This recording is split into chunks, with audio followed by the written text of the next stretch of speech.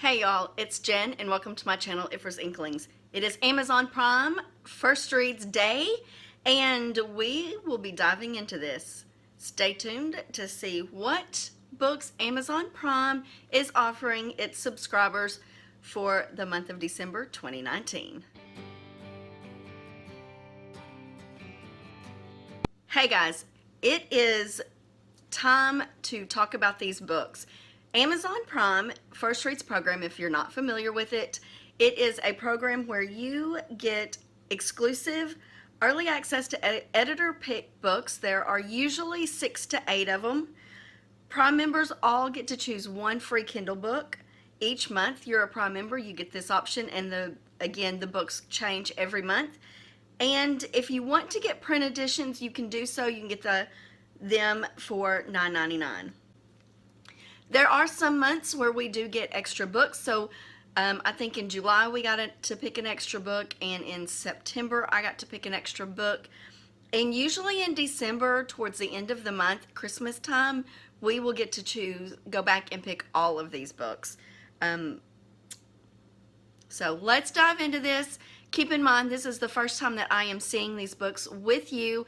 I don't know anything about them. I don't know how to pronounce the names. I haven't looked at these at all. So we're going to start out with the suspense book. It's called Unspeakable Things by Jess Lowry. Inspired by a terrifying true story from the author's hometown, a heart-pounding novel of suspense about a small Minnesota community where nothing is as quiet or as safe as it seems. Cassie McDowell's life in 1980s Minnesota seems perfectly wholesome. She lives on a farm, loves school, and has a crush on the nicest boy in class.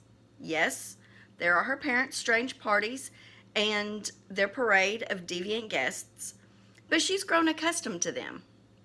All that changes when someone comes hunting in Lilydale. One by one, local boys go missing.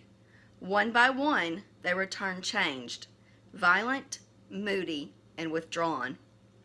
What happened to them becomes the stuff of shocking rumors. The accusations of who's responsible grow just as wild, and dangerous town secrets start to surface.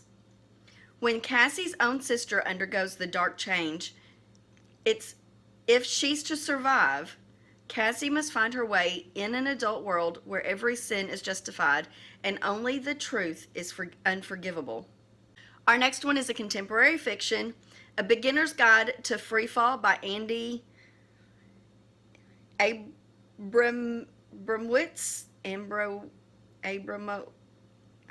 don't know. Husbands and wives, brothers and sisters, mothers and daughters. Okay, everybody, hold on tight. Dave Winger has it all. A respected engineer who designs roller coasters and theme parks across the country. He is deeply in love with his wife and has a beautiful young daughter and a happy home, until an accident strikes on one of his rides. Nothing fatal except to his career and to his marriage, when a betrayal from his past inadvertently comes to light. In one cosmically bad day, Davis loses it all.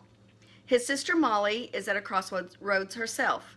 She's coasting through a dire relationship with an incompatible man-child, and she's a journalist whose deeply personal columns about mothers and daughters are forcing her to confront the truth about her own mother, who abandoned Molly and Davis years ago and disappeared.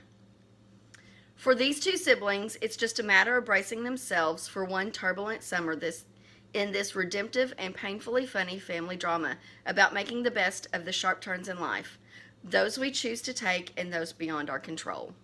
Our next option is a psychological thriller, I Choose You by Gail Curtis.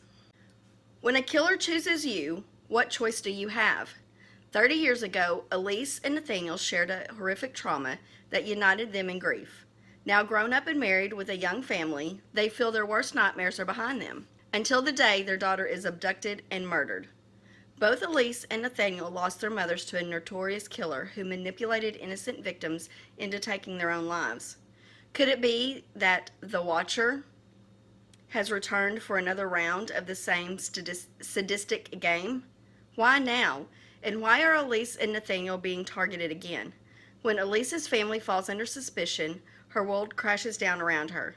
Is there anyone she can trust, or is her whole life built on lies? Only one thing is clear. Someone left their cruel game unfinished all those years ago.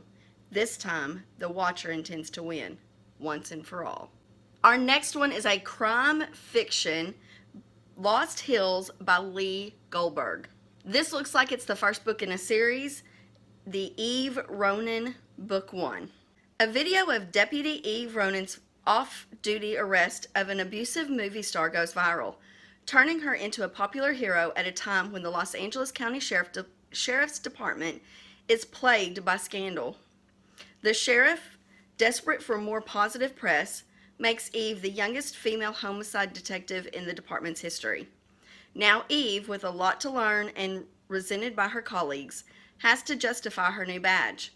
Her chance comes when she and her burned-out, soon-to-retire partner are called to the blood-spattered home of a missing single mother and her 2 kids. The horrific carnage screams multiple murder, but there are no corpses. Eve has to rely on her instincts and tenacity to find the bodies and capture the vicious killer, all while battling her own insecurities and mounting pressure from the media, her bosses, and the bereaved family. It's a deadly ordeal that will either prove her skills or totally destroy her. Our next option here is a historical fiction, Toward the Midnight Sun by Owen Dempsey. From the best-selling author of White Rose, Black Forest comes a page-turning epic of adventure, suspense, and romance set against the rich and ruthless backdrop of the Klondike Gold Rush. Seattle, 1897. Anna Denton is not like other prospectors traveling to the Yukon on the promise of riches. It's duty, not profit, that calls her into the wild unknown. With her family nearing financial ruin, Anna has agreed to marry Henry Bradwell, the wealthy king of the Klondike.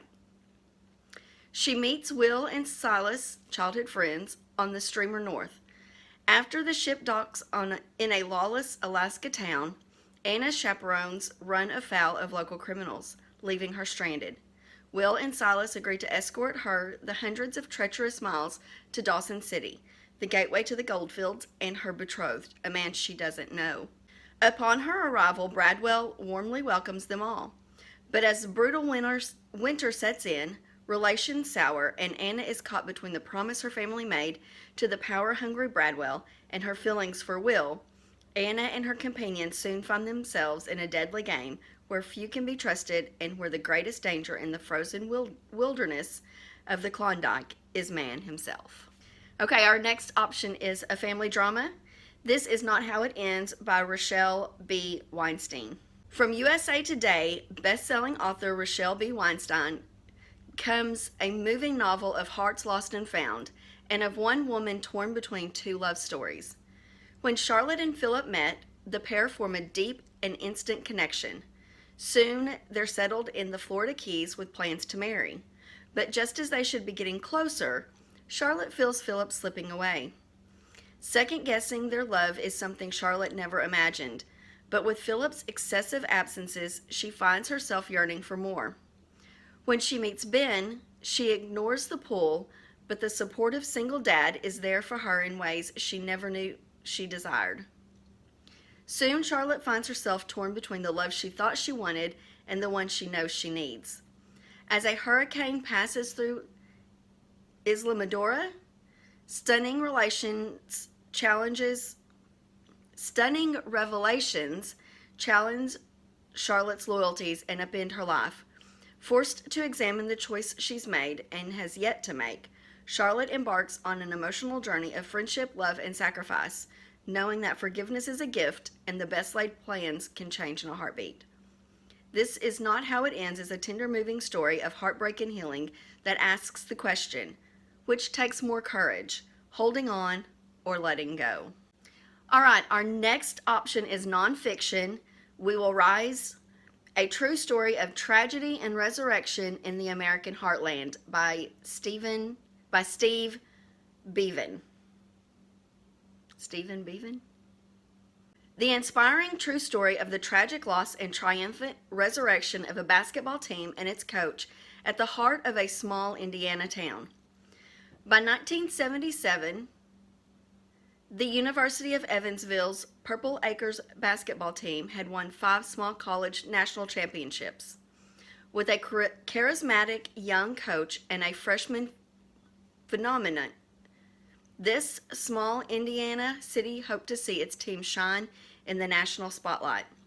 Then, on a foggy night, after just 4 games, the plane carrying the team and its coaches crashed after takeoff, killing everyone on board. The tragedy seemed insurmountable, a devastating blow to the identity of a fading factory town. But, with the support of a city in mourning, ambitious new coach Dick Walters promised to rebuild the cherished institution. Assembling a team of cast-offs, walk-ons, and overachievers, Walters restored the legacy of the team and its fans. Against all odds, his young men made history. A tribute to those who were lost and to those who carried on, We Will Rise is the rich and powerful story of an underdog team and its fans and the spirit of a resilient community. So our final option is a children's picture book, Naughty Ninja Takes a Bath, by Todd Tarpley and Vin Vogel as the illustrator.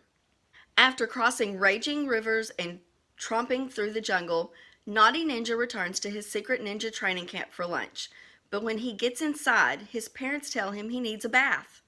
Before Naughty Ninja gets in the tub, he notices poisonous flies and an angry alligator circling his dad, who doesn't even seem to know he's in trouble. Good thing Naughty Ninja is around to save the day. Amid sudsy fun, a boy's imaginary ninja life and his everyday world collide in the ultimate bath time adventure. Those are always cute little picture books. Okay, so now it is time to decide which book I'm going to pick. But before I do that, I want to find out what book you picked, or just what book you think sounds interesting to you. All of these books will be available for purchase on Kindle. A lot of times these actually go into the I don't know what it's called, the Kindle, where you can get like borrow free books or get, I don't know what it's called. I don't do it. But so tell me which ones sounded interesting to you. I think the one I'm going to choose is the family drama This Is Not How It Ends by Rochelle Weinstein. All right, so here we are. We've picked our books. We've talked about it. Let me know in the comments below if you thought that was the one I was going to pick, or if you thought I might pick a different one. And be sure and give this video a thumbs up. This lets me know that you enjoy these videos and that you want me to continue doing these in 2020. It also lets other people find my videos as well. And while you're over there giving me a thumbs up, or if you don't like these videos, give me a thumbs down.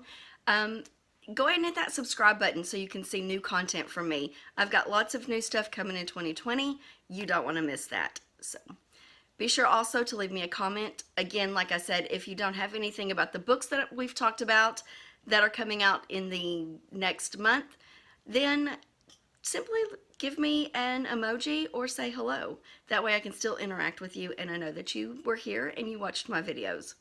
So until next time, when we talk about January's 2020's Kindle First books, I will talk to you later. Bye.